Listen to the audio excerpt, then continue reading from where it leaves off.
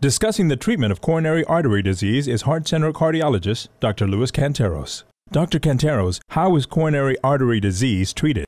Well, we have multiple ways to treat coronary disease. Let's take the case of someone who is undergoing a heart catheterization and we find a blockage in one of the arteries, a very tight blockage in one of the arteries. Well, we can go ahead at that point and fix that blockage either by inserting a balloon or a stent into the artery where the blockage is. A stent is kind of like a metal coil or the spring on a pen that gets inserted in the artery, gets inflated, opens the blockage, and it stays in the artery. Sometimes we do the heart catheterization and we see multiple blockages. We see a blockage in each of the main 3 coronary arteries. In instances like that, we may recommend coronary artery bypass surgery, which is an open heart surgery procedure where they would put bypasses past all of those blockages.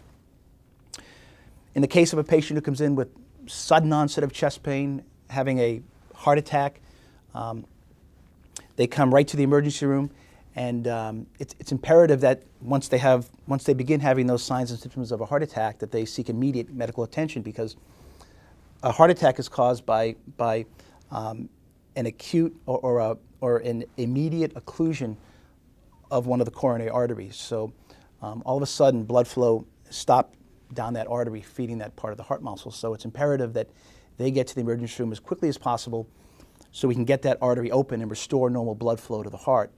And generally that has to be done within 6 to 12 hours of onset of symptoms to prevent permanent heart damage. So in the case of someone having a heart attack, they would come right to the emergency room. The emergency room would activate the on-call cath lab team, and we would come in immediately, bring the patient right up to the heart catheterization laboratory, do an emergent heart catheterization, find the blockage, and open it, either with a balloon or a stent.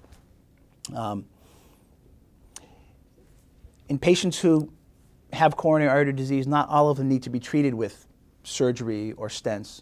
Oftentimes we can treat them with medications. Some of the medications we use are medications such as aspirin, which thin the blood, help to prevent heart attacks. Cholesterol medications, which lower the cholesterol, help prevent heart attacks. There are other medications which tend to slow the heart and require less oxygen for the heart muscle. And there are still other medications which we can give that can dilate the arteries of the heart and increase the blood flow to the heart muscle. All that being said, I would say the biggest way to treat coronary artery disease or heart attacks is to prevent their occurrence. And the main ways that we prevent heart attacks is by modifying or changing the risk factors that cause heart attacks. So the main risk factors that cause heart attacks are smoking. That's number 1. In addition to all the bad things that smoking does for the lungs, smoking causes heart attacks. So if you want to reduce the risk of having a heart attack and you smoke, stop smoking. Diabetes is the second risk factor. There are 2 types of diabetes. There's juvenile diabetes, which you get when you're young, you're on insulin for your life. And then the most common diabetes is what we call adult onset diabetes.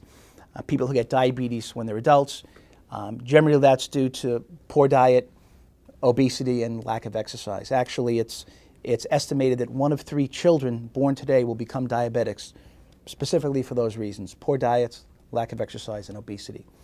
So if you are diabetic, if you have adult onset diabetes, you can treat that by exercising, by changing your diet, and by losing weight. If you're pre-diabetic or at risk for becoming diabetic, you can prevent that by doing those same 3 things: diet, exercise, weight loss. A third risk factor for coronary artery disease is hypertension or high blood pressure. Everyone should know what their blood pressure is. If your pressure is high, it should be treated. A fourth risk factor is high cholesterol or hypercholesterolemia. Everyone should know what their blood cholesterol is. There are specific guidelines published by the American Heart Association stating where your cholesterol should be. So you should know what your cholesterol is, and if it's elevated, you should treat it either through diet or with medications. The final risk factor, family history of premature heart disease, is the only one of the 5 that we really can't do anything about. If you have a parent or a brother or sister who had a heart attack at a very early age, that puts you at increased risk for having a heart attack. It should make you more aware of being sure you don't have any of the other risk factors.